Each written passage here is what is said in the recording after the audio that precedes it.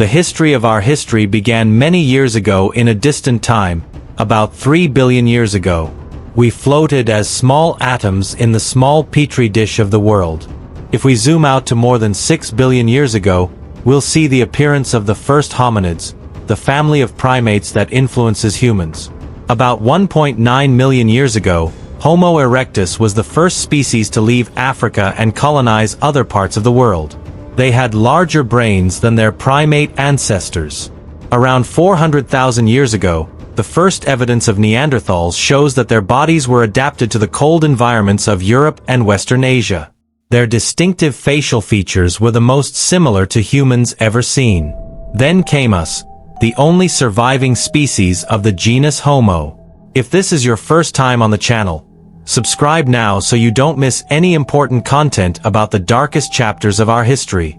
But how did Homo sapiens conquer the world?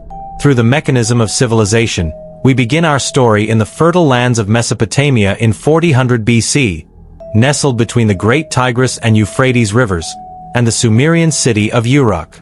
Instead of dedicating themselves to hunting and gathering like our ancestors, the citizens of Uruk managed to develop a way to harvest cereals like wheat and barley.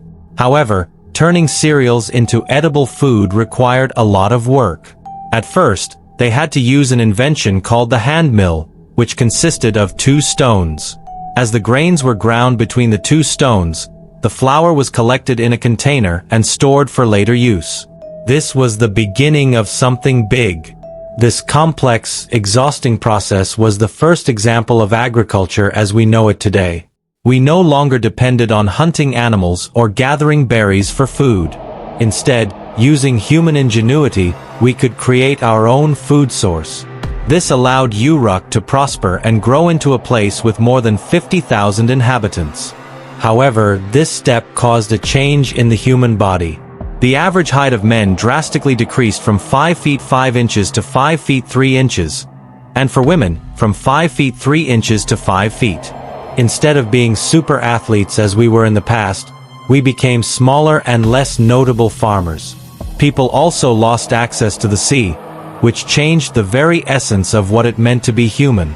In early 300 BC, according to legend, Gilgamesh began his reign as the Sumerian king of his region. However, by the end of 300 BC, the Akkadians expelled the Sumerians. Sargon the Great took power and conquered all of Sumer. Meanwhile, in the Indus Valley, in present-day Pakistan, a new civilization grew, the Indus Valley Civilization. Between 3300 and 1300 BC, it was especially known for its advanced toilet systems. Toilets were built with a seat and a drain that led to an underground drainage system. Wastewater was carried away from the homes through a network of covered drains, preventing the spread of disease. Waste was treated and disposed of outside the city limits, helping to keep the cities clean and sanitary. In Egypt, the Egyptians were more concerned with building pyramids than with basic plumbing. This was because, in ancient Egyptian religion, it was believed that when a pharaoh died in the physical world, his spirit continued to live in the afterlife, where they would continue to rule forever and be worshipped by the living. Inside these pyramids, the pharaoh's body was carefully mummified, a process believed to preserve his physical form and help ensure his spirit's journey to the afterlife. The pyramid was also filled with offerings and treasures meant to provide the pharaoh with the resources he would need in the next life. All pharaohs wanted to ensure their immortality. They wanted to succeed in the afterlife. They wanted to be worshipped forever. That's why it was a priority for Egyptian pharaohs to build pyramids for their own use when they were buried.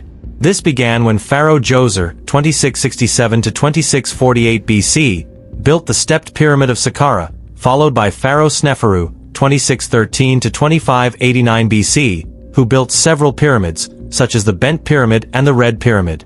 Then came Pharaoh Khufu, 2589 to 2566 BC, who built the famous Great Pyramid of Giza in a 20-year intensive work process that still marvels the world today.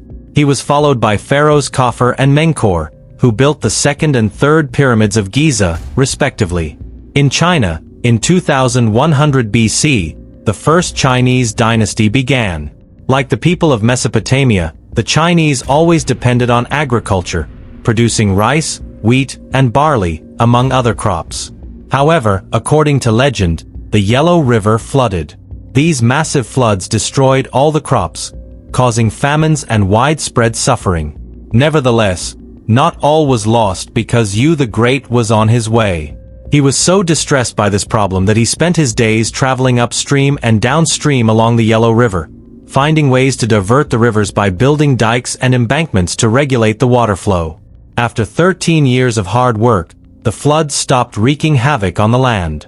The people rejoiced, and Yu was hailed as a savior. Thus began the first Chinese dynasty, the Xia dynasty. In Mesopotamia, around 1772 BC, the Babylonian king Hammurabi established a legal system with 282 laws inscribed on a stone tablet. These laws, which included principles of justice like the law of retribution, created a hierarchical society in which the value of people varied according to their social status. In Turkey, the Hittite Empire, 1680 to 1650 BC, unified city-states and achieved prosperity through conquests and alliances.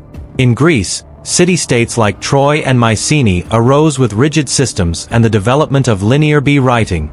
In Egypt, society was hierarchically structured with the pharaoh at the top. Ramses II, 1279 to 1213 BC, stood out for his constructions and expansion. In America, the Olmec civilization developed in the region now corresponding to Mexico. This civilization flourished between 1200 and 400 BC and is known for its colossal stone heads. It is considered the mother culture of Mesoamerican civilizations, although its writing remains undeciphered. In China, the Zhou dynasty replaced the Shang dynasty in 1046 BC and promoted the mandate of heaven, a concept justifying the divine right to rule based on the emperor's virtue. This dynasty also introduced feudalism and a new social structure. In Greece, around 800 BC, city-states began colonizing other regions due to the infertility of their lands. Miletus, one of the most influential cities, came to control more than 90 colonies. Meanwhile, Rome was founded in 753 BC, according to the legend of Romulus and Remus. Cyrus the Great of Persia, born under a prophecy that predicted his rebellion against his grandfather, conquered Babylon and extended his empire to the Indus Valley. After his death, Darius I continued the Persian expansion. In Greece, the city-states of Sparta and Athens stood out for their contrasting characteristics. Sparta was a militaristic society, while Athens experimented with democracy. History continues to evolve with the persistence of cycles of the rise and fall of empires. The 19th century saw European expansion in Africa, World War I, followed by World War II, and the space age with the moon landing of 1969. If you've made it this far and learned something new with our stories, subscribe and hit the bell so you don't miss our future videos. Together, we can discover and remember the truths that history often tries to hide.